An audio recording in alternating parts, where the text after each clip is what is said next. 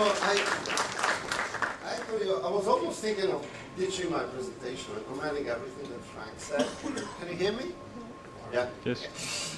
And because what he said is absolutely gospel for me for the last, let's say, 47 years in shipping, or at least the last 30 years of my life has been entirely dedicated to apply technology to ships.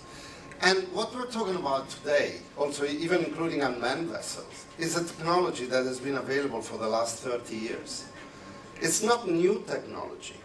What Frank said is that the technology is here today, but the mindset is not.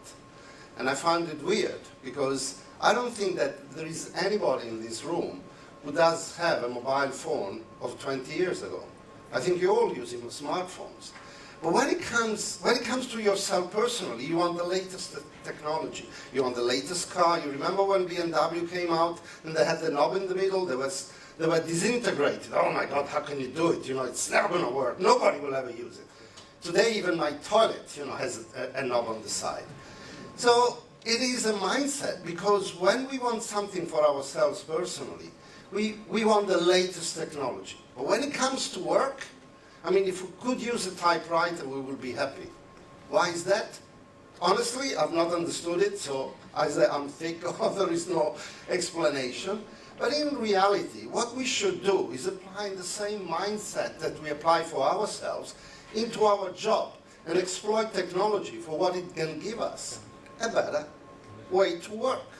Like we employ technology for what it can give us as a better way to live. When we're talking about Internet of Things at home, don't we like it? I mean, I have my wife here, I think she's somewhere around here, and she wants everything automatic. So when you talk about Alexa, you put me in trouble, because if she finds out what it is, I'm dead. She will go and say, oh, Alexa, do the cooking for me, clean the house for me, and everything. And she wants everything remote controlled. So at home we have the curtains remote control. She has the husband remote control. You know, I'm coming down. You know, let's go shopping. But in reality, so what is it about the automation, etc., that we employ? It's entirely the idea, the concept that our life become easier. Okay? Sometimes it's not entirely true, and this is where, you know, Frank was talking about cybersecurity. I'm talking about reliability. You know, I spend half of my weekends fixing things because, you know, people, we buy cheap things, or the installers, the builders, they bring cheap equipment, cheap domotic systems, and so half of the time they don't work, which of course is always the man's fault anyway, because the selection was not the good one. But we want technology to make our life easier. We use technology for our private lives. Why don't we do the same for work? He said it, because we have rules and regulations, and we have these gurus who basically come to us and say, well, we've done like this for the last 30 years, so we should continue to do it the same way. Sorry, it's bullshit. Otherwise, let's use the same mobile phone of 30 years ago. Let's use the same technology 30 years ago. By the way, if you really want to see the future, don't go into many gurus and etc. Go and watch science fiction movies, because if you look at the trilogy of Back to the Future, number 1, number 2, and number 3, it is almost amazing how the director and the script writers of Back to the Future guessed how our future was going to be. They almost guessed everything. None of us would have really thought that one day we would have been able to call home, say, hello, darling, look where I am now. And, you know, I'm here over there, I'm doing a conference, look at all the people. This is something that we have to adjust as a mindset, even at work. So when we're talking about unmanned ships, I don't believe they will be there in 30 years. They are here today. So why do we have to wait 30 years?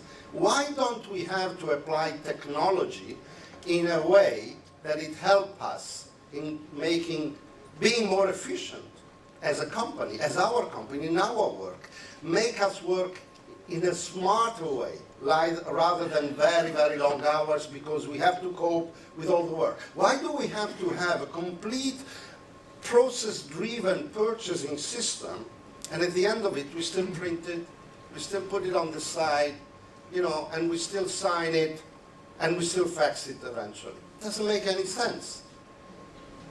So, Frank pointed out that it's entirely in the mindset of people. And the role of all of us, you know, it doesn't matter the age, because sometimes I find it funny that almost at the end of my career, I just turned, I know I look very young, but I just turned 64.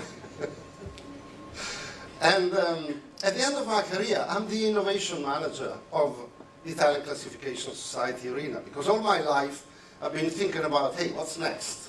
What can we do next? Why can't we do, you know, an unmanned vessels? I started to talk about unmanned vessels in 2007, and I remember that at the conference in Cyprus, I was booed by one guy who stood up and said, "You're destroying a lot of work." And I said, "Destroying a lot of work?" Like I hear this refrain that IT destroyed a lot of works. My God, IT has been the biggest job creator in the planet. IT has created billions of jobs, and the same will apply for unmanned ships. Who do you think will run the unmanned vessels? It's still going to be people in the office. It's good. Still the crew that you don't have on board anymore. It's going to be ashore serving, you know, the ships as soon as the ship comes into port. Jobs are never really killed. They're transformed. Okay. Think about Amazon. Did really Amazon kill a lot? Yes, they're killing a lot of small shops, but they're creating thousands of other shops somewhere else. It's only a transformation. If there is a job killer or you know, the real killer of our society today is greed. Is people, you know, never having enough of their money, want to make even more and pushing the wages down to the lowest echelon of the steps. So, I think what I wanted to say, because I really liked what you said, aside that the acronyms are amazing, I really love them, and I'm going to use them, and I hope you didn't trademark them, but I'll pay you tons of money for using them. But what I want to say, keep an open mind. Technology is here to serve us. Another thing, I had a slide that Apostolos has seen many times, where I showed everybody a list of all the companies, or shipping companies, which have gone bankrupt in the last 10 years, since the crisis of 2008. You know, I've been the CEO of Spectre. Spectre was a software company building software, you know, for managing fleet management, solution, procurement, maintenance, and so on. And there are several other competitors, including classification societies today. Well, none of the first 30 or 40 companies, shipping companies, that you list, which went bankrupt, had any fleet management solution.